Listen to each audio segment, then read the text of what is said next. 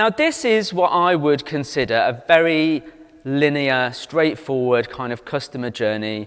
You might see this presented in the form of a funnel. I think we all understand some of these terms that are on this slide here. Going from the awareness stage through to the sale, and I've put on here, some typical bits of content that we might create in this very linear journey. So we might, for awareness, be doing things like advertising. Perhaps we're networking and getting ourselves out there, just so that people know who we are. Maybe we're doing some social media to increase reach, particularly if we're doing all the TikToks and all the rest of it.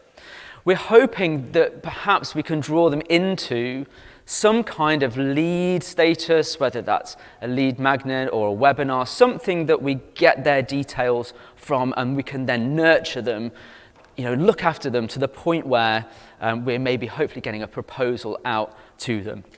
And again, in that nurture stage, we might be sending them emails, we might be doing some more engagement through social media. Even in the proposal, the information that we send out is still content. How do we word that proposal? What do we include in the demonstration? Maybe we do that via video. Maybe we write terms and conditions for the contract and we issue those using language, all bits of content. Even the order confirmation email or statement or whatever it is that you might produce at the sale point is still a piece of content. All nice and easy to understand. We can map it out. If you're having to take it to your senior leadership team, you can go, there you go, this is what we're going to do. These are the sequences that we're going to use. That's great. But it kind of means that people go from point A to B to C to D in a very structured way. And as we've seen with Flamingos, maybe that's not always the case.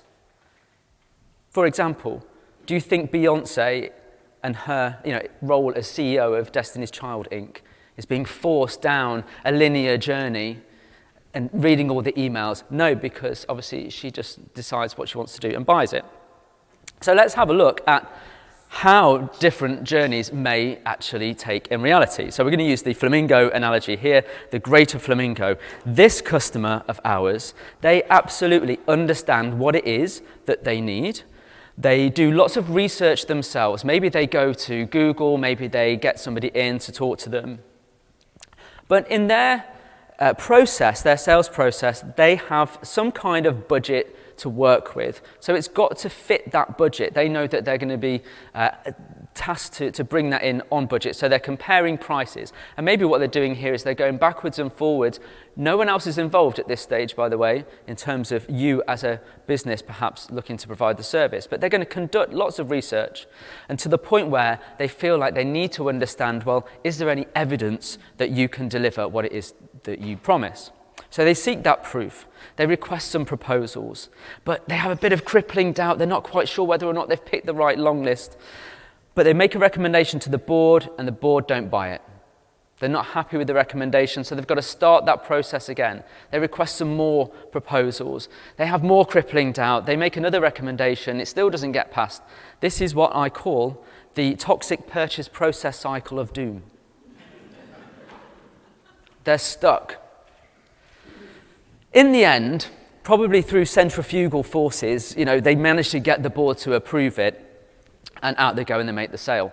Quite a complicated journey for this process, for this particular service that they're buying.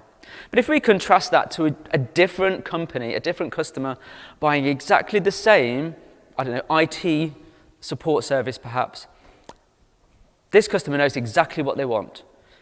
All they need is someone to say, yes, that's fine, let's go ahead with that. They decide because it's a smaller business perhaps, they're in control, they make the key decision and they just buy it.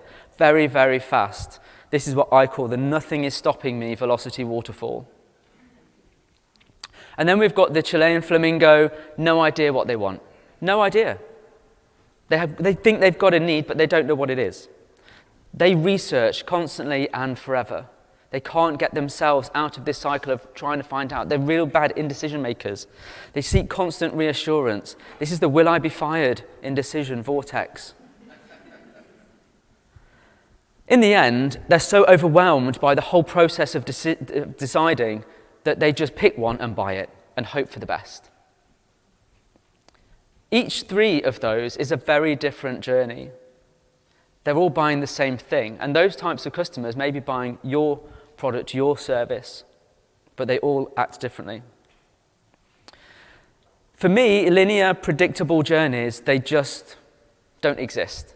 It's nice to think that they do, but the reality is that they don't.